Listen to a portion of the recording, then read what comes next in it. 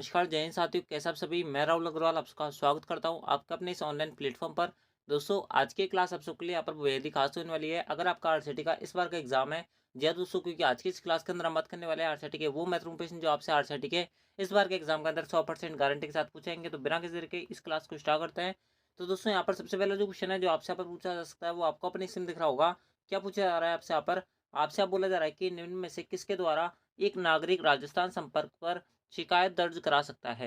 यानी कि आपको बताना है कि राजस्थान संपर्क नामक जो पोर्टल है, जो कि राजस्थान गवर्नमेंट द्वारा प्रोवाइड करवाया गया है, अगर कोई यहाँ पर नागरिक है, इसके अंदर कोई शिकायत दर्ज करवाना चाहता है, तो वो किस किस माध्यम से यहाँ पर शिकायत दर्ज करा सकता है, वो आपसे यहाँ पर पूछा जा रहा है।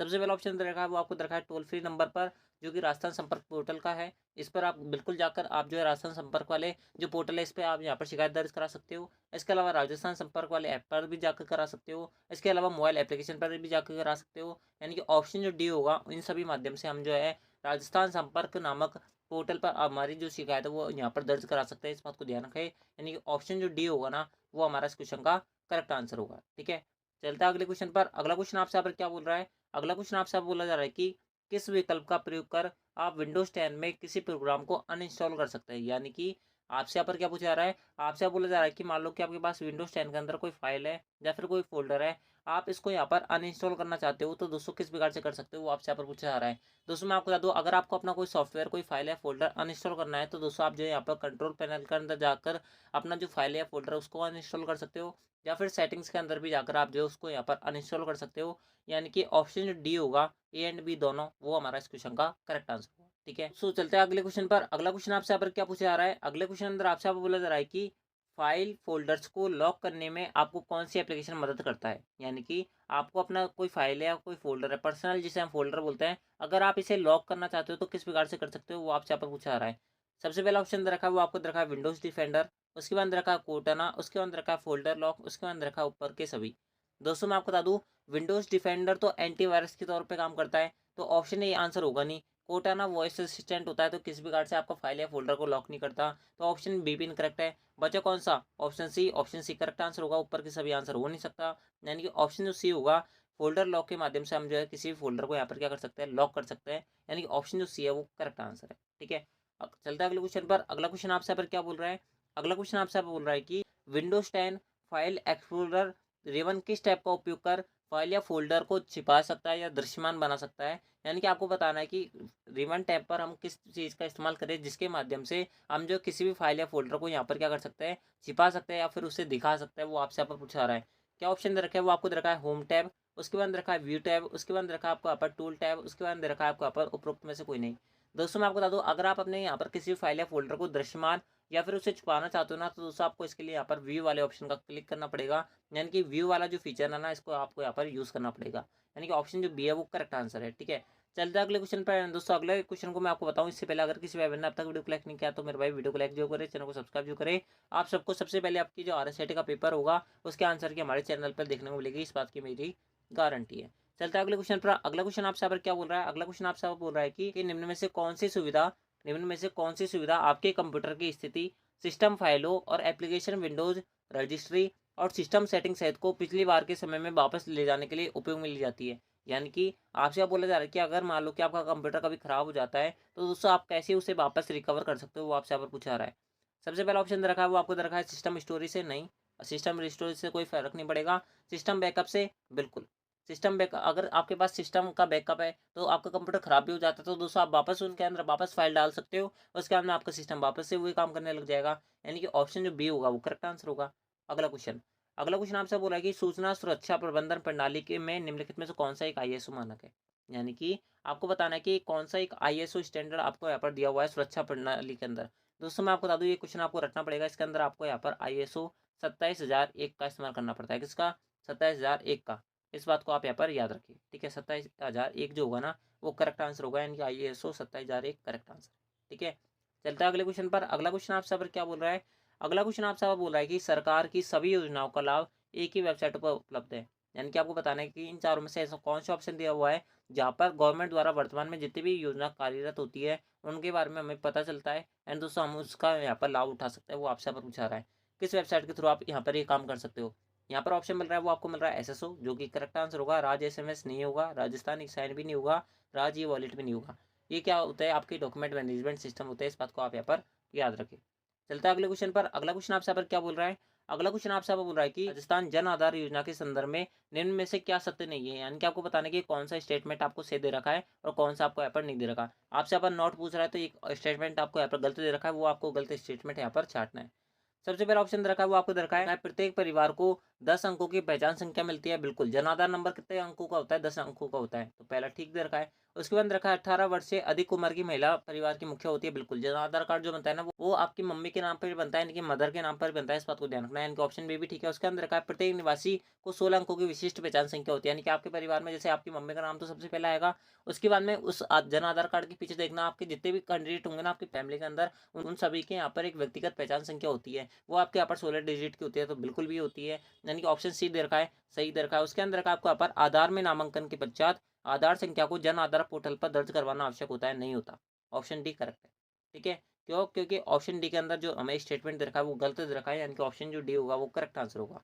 अगला क्वेश्चन आपसे यहाँ पर बोल रहा है कि ईपीडीएस प्रणाली के संदर्भ में एफपीएस का पूरा नाम क्या है, यानी कि ईपीडीएस जो प्रणाली होती है ना, इसके अंतर्गत एक प्रणाली आती है, यानी कि यहाँ पर प्रणाली आती है, वो क्या आती है, एफपीएस आती है। तो आपको इसके अंदर क्या बताना है, नाम बताना है, यानी कि इसकी फुल फॉर्म बतानी है, वो आपसे पूछा रहा है। दोस्तों बात कर लेते हैं ईपीडीएस की। ईपीडीएस कुछ ही नहीं होता है, जो गरीब फैमिली होती है उनको गवर्नमेंट द्वारा कम रेटों के अंदर या फिर बिल्कुल फ्री के अंदर उनकी ज़रूरत का सामान प्रोवाइड करवाया जाता है, तो वो जो स्कीम्स होती है ना वो ईपीडीएस के अंडर में आती है, इस बात को ध्यान रखना। ईपीडीएस की फुल फॉर्म होती है इलेक्ट्रॉनिक पब्लिक डिस्ट्रीब्यूशन सिस्टम, और इसके अंदर भी एफपीएस के बारे में बात करें तो दोस्तों एफपीएस की फुल फॉर्म होती है फेयर प्राइस शॉप। क्या होती है, फेयर प्राइस शॉप, यानी कि ऑप्शन जो ए होगा ना वो करेक्ट आंसर होगा। अगला अगला क्वेश्चन आपसे बोल रहा है कि राजस्थान जन आधार योजना के संदर्भ में डीबीटी का पूरा नाम क्या है, यानी कि डीबीटी इसका क्या फुल फॉर्म होता है, वो आपसे पूछा रहा है। दोस्तों मैं आपको बता दूं डीबीटी की फुल फॉर्म होती है डायरेक्ट बेनिफिट ट्रांसफर। क्या होता है, डायरेक्ट बेनिफिट ट्रांसफर, इस बात को आप यहाँ पर याद रखिए। ऑप्शन के बारे में बात करें, डायरेक्ट बेनिफिट ट्रांसफर, ऑप्शन जो ए है वो करेक्ट है। अगला, माइक्रोसॉफ्ट एक्सेल 2010 का उपयोग कर कौन से प्रकार के चार्ट बनाए जा सकते हैं, यानी कि आपको बताना है कि माइक्रोसॉफ्ट एक्सेल का आप उपयोग करोगे तो आप कौन कौन से प्रकार के जो चार्ट्स हैं वो वहाँ पर बना सकते हो, वो आपसे पर पूछा रहा है। सबसे पहला ऑप्शन रखा है वो आपको रखा है लाइन चार्ट और पाई चार्ट। केवल केवल तो नहीं, इसके अलावा और भी आप वहाँ पर चार्ट देते हैं, तो दोस्तों ऑप्शन ए इनकरेक्ट होगा। उसके अंदर रखा है केवल लाइन ग्राफ, नहीं, लाइन ग्राफ भी आप चार्ट नहीं बना सकते उसके अंदर। उसके अंदर का बार चार्ट आप बना सकते हो, बिल्कुल बना सकते हैं, लाइन चार्ट बिल्कुल बना सकते हैं, पाई चार्ट बना सकते हैं, तो ये तीनों प्रकार के चार्ट हम बना सकते हैं। ऑप्शन जो सी होगा वो करेक्ट आंसर होगा। वैसे तो ऑप्शन डी भी हम एक बार पढ़ लेते हैं। उसके अंदर रखा बार, लाइन और ग्राफ। केवल केवल नहीं बना सकते, केवल के अलावा तुम वहाँ पर बहुत सारे चार्ट आते हैं, स्टॉक चार्ट भी आप वहाँ पर बना सकते हो, तो केवल वाला ऑप्शन नहीं होगा, यानी कि ऑप्शन जो सी था वही करेक्ट आंसर था।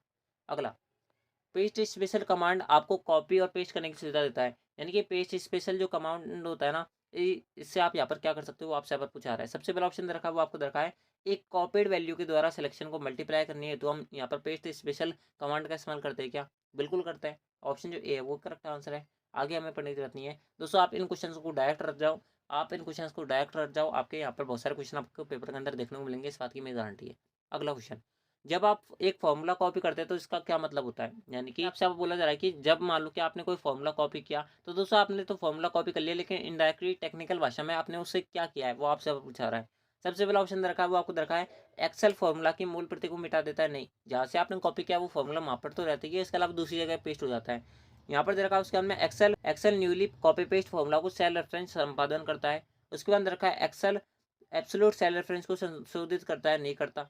उसके अंदर का उपरोक्त में से कोई नहीं, इनकरेक्ट होगा। ऑप्शन जो बी है वो करेक्ट आंसर है। ठीक है, अगला, माइक्रोसॉफ्ट एक्सेल 2010 में चयनित सेल में एक चार्ट बनाने के लिए क्या कीबोर्ड शॉर्टकट की बटन या फिर बटन दबाया जाता है, यानी कि अगर आप यहाँ पर 2010 का माइक्रोसॉफ्ट एक्सेल आपके पास खुला हुआ है, इसके अंदर आप एक विशिष्ट सेल है, यानी कि एक सेल है, उसके अंदर आप जो है यहाँ पर चार्ट इंसर्ट कराना चाहते हो, तो कौन सी बटन का इस्तेमाल करके आप डायरेक्ट चार्ट यहाँ पर इंसर्ट करा सकते हो, वो आपसे यहाँ पर पूछा रहा है। सबसे पहला ऑप्शन रखा है वो आपको रखा है F3, उसके अंदर रखा है F5, उसके अंदर रखा है F7, उसके अंदर रखा है आपको यहाँ पर F11।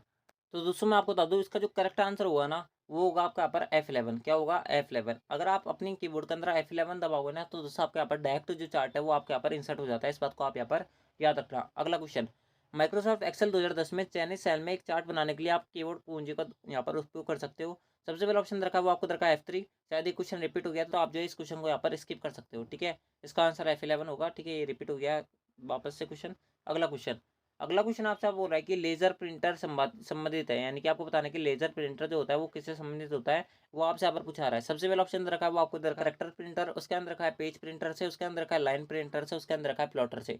प्लॉटर खुद एक प्रिंटर होता है तो आंसर नहीं होगा, यानी कि ऑप्शन जो सी है लाइन प्रिंटर से आपके यहाँ पर लेजर प्रिंटर संबंधित होता है, इस बात को आप यहाँ पर याद रखना। ऑप्शन जो सी है वो करेक्ट आंसर है। अगला क्वेश्चन आपसे आप बोल रहा है कि एक कागजी प्रति यानी कि हार्ड कॉपी बनाता है, यानी कि हार्ड कॉपी कौन प्रदान करता है, वो आपसे पूछा रहा है। दोस्तों मैंने आपको क्वेश्चन बहुत बार बताया है, हार्ड कॉपी जो होता है ना वो आपके यहाँ पर प्रिंटर प्रदान करता है। कौन प्रदान करता है? प्रिंटर प्रदान करता है। आप जो कमेंट बॉक्स में अब हमें बताओ कि प्रिंटर एक इनपुट डिवाइस है या फिर आउटपुट डिवाइस है। आप कमेंट बॉक्स में बताओ। लीनियर प्रिंटर प्रदान करता है, बिल्कुल करता है। प्रिंटर सारी प्रदान करता है, यानी कि ऑप्शन जो डी है वो करेक्ट आंसर। अगला कि दस्तावेज में हेडर और फुटर डालने का मूल उद्देश्य क्या है, यानी कि आपको बताना है कि हम जो है डॉक्यूमेंट के अंदर हेडर और फुटर क्यों डालते हैं। बहुत सारे बच्चों को हेडर एंड फुटर के बारे में नहीं पता, तो दोस्तों मैं आपको बता दूं कुछ ही नहीं होता हेडर फुटर। ये आपका पेज होता है, इसके ऊपर आप जो यहाँ पर कोई हेडिंग वगैरह डालना चाहते हो, कोई पेज नंबर वगैरह इंसर्ट कराना चाहते हो, या फिर कोई नीचे यहाँ पर नोट लिखाना चाहते हो, या फिर कोई पेज नंबर वगैरह इंसर्ट कराना चाहते हो, तो दोस्तों आप जो यहाँ पर हेडर फुटर का इस्तेमाल करते हो। इस प्रकार से काम आते हैं, ठीक है। बात कर लेते हैं ऑप्शन की। क्या ऑप्शन रखा है वो आपको रखा है दस्तावेज की दिखावट को सुधारने के लिए। नहीं, हम दिखावट को थोड़ा सुधारते हैं, नहीं। उसके अंदर रखा है पेज की टॉप या बॉटम में किसी टेक्स्ट के सभी पेजों पर दोहराने के लिए। उसके बाद रखा है आपको अपर टेक्स्ट दस्तावेज को अधिक पठनीय बनाने के लिए। उसके अंदर रखा है उपरोक्त में से कोई नहीं। ऑप्शन डी इनकरेक्ट है, ऑप्शन सी इनकरेक्ट है, ऑप्शन जो बी होगा ना वो करेक्ट आंसर होगा। क्यों होगा? क्योंकि हम जो है कोई भी जो आपका पेज होता है ना जैसे, तो हम जो उसको ऊपर भी यहाँ पर कोई टेक्स्ट को दोहरा सकते हैं, यानी कि पेज नंबर हम यहाँ पर इंसर्ट करा सकते हैं, या फिर हम जो है नीचे भी यहाँ पर बॉटम के अंदर भी हम जो है उसके अंदर पेज नंबर इंसर्ट करा सकते हैं। यानी कि ऑप्शन जो बी है वो करेक्ट आंसर है। बिल्कुल बेसिक सा क्वेश्चन था, ऑप्शन बी करेक्ट है। अगला वर्ड 2010 में रिबन किसकी श्रृंखला में बनता है, आपसे यहाँ पर पूछा रहा है। सबसे पहला ऑप्शन रखा है वो आपको रखा है गेट्स, उसके बाद रखा है आपको यहाँ पर विंडोज, उसके अंदर रखा है टैब्स, उसके अंदर रखा है डोर्स। दोस्तों मैं आपको बता दूं, जो आपका रिबन्स जो होता है ना, जो आपका रिबन्स जो बनता है वो आपके किससे बनता है, वो आपके यहाँ पर किसकी श्रृंखला से आपके क्या बनता है, रिबन बनता है। इस बात को आप यहाँ पर याद रखें, यानी कि ऑप्शन जो ए होगा वो करेक्ट आंसर होगा। अगला क्वेश्चन अगला क्वेश्चन आपसे बोल रहा है कि किस व्यू की मदद से आप जो टेक्स्ट या ग्राफिक को प्रिंट करने से पहले पूर्वावलोकन कर सकते हैं, यानी कि आप जो है किसी भी यहाँ पर टेक्स्ट या आपका किसी भी चीज़ को अगर आपको यहाँ पर प्रिंट करना है, उससे पहले आप ये देखना चाहते हो कि प्रिंट होने के बाद में कैसे दिखाई देगा अपने कंप्यूटर के अंदर, तो दोस्तों आप किस प्रकार से देख सकते हो वो आपसे पूछा रहा है। सबसे पहला ऑप्शन रखा है वो आपको देखा है नॉर्मल के थ्रू, नहीं देख सकते। प्रिंट लेआउट के थ्रू आप यहाँ पर देख सकते हैं, यानी कि ऑप्शन जो बी होगा वो करेक्ट आंसर होगा, ठीक है। अगला इनमें से कौन सा मोबाइल ऑपरेटिंग सिस्टम नहीं है, यानी कि मोबाइल ओएस कौन सा नहीं होता वो आपसे पूछा रहा है। सबसे पहला ऑप्शन रखा है वो आपको रखा है एंड्रॉइड, बिल्कुल होता है। आईओएस बिल्कुल होता है। विंडोज बिल्कुल होता है। लिनक्स नहीं होता, लिनक्स नहीं होता। इस बात को आप यहाँ पर याद रखें, ठीक है। दोस्तों अगला क्वेश्चन मैं आपको बताऊं इससे पहले, अगर किसी भाई बहन ने अब तक वीडियो को लाइक नहीं किया तो मेरे भाई वीडियो को लाइक जो करे, चैनल को सब्सक्राइब जो करे। आपको बोलने की जरूरत नहीं पड़नी चाहिए हमें कि आप जो इस वीडियो को लाइक करें, चैनल को सब्सक्राइब जो करे, क्योंकि आप सबके लिए सब कुछ किया जा रहा है। इस बात को आप यहाँ पर याद रखें। तो दोस्तों अगर आपने पहले वाली वीडियोज नहीं देखे तो उनको भी जरूर देखें। दोस्तों अपनी तैयारी को मजबूत बनाए, आपका पेपर के अंदर बहुत अच्छी परसेंटेज बनने की इस बात की मेरी गारंटी है, अगर आप यहाँ पर सारी क्लासेस को रेगुलर देखोगे तो दोस्तों चलते हैं आपको अगले क्वेश्चन पर। अगला क्वेश्चन आपसे यहाँ पर क्या बोल रहा है दोस्तों, अगला जो क्वेश्चन है, तो दोस्तों आज की इस क्लास के अंदर बस इतना ही, क्योंकि क्वेश्चन खत्म हो गए हैं। यानी कि दूसरी जो पीपीटी है, दूसरी जो पीडीएफ है, मैं उसको लगाना भूल गया हूँ। तो दोस्तों आप जो है आज की इस क्लास को हम यहीं पे छोड़ते हैं, यहीं पर आपके एंड करते हैं। अगली जो क्लास है उसके अंदर हम जो है आगे क्वेश्चंस को हम यहाँ पर कंटिन्यू करेंगे। तो दोस्तों आपको आज की क्लास कैसी लगी वो आप हमें कमेंट बॉक्स में जरूर बताना। एंड दोस्तों अगर आपको ये वीडियो पसंद आए तो वीडियो को लाइक कर देना, चैनल को सब्सक्राइब कर लेना। एंड दोस्तों अगर आप बात करें पीडीएफ की, तो दोस्तों पीडीएफ जो है आपको हमारे टेलीग्राम चैनल से मिलेगी। अगर आपने अब तक ज्वाइन नहीं किया तो ज्वाइन कर लेना। तो दोस्तों आज की इस क्लास के अंदर बस इतना ही, मिलता है आपकी नेक्स्ट आरसीटी वाली क्लास के अंदर। और आपने पहले वाली वीडियोस नहीं दिखे तो उनको जरूर देखें। दोस्तों आपका आज की इस क्लास के बारे में क्या फीडबैक है वो आप हमें कमेंट बॉक्स में जरूर बताना। एंड दोस्तों आपके कितने क्वेश्चन हुए वो भी आप हमें कमेंट बॉक्स में जरूर बताना। तो दोस्तों आज की इस क्लास के अंदर बस इतना ही, मिलता है आपके नेक्स्ट आरसीटी वाली क्लास के अंदर। जब तक के लिए जय हिंद, जय भारत, जय Hindustan. Thanks for watching, thank you.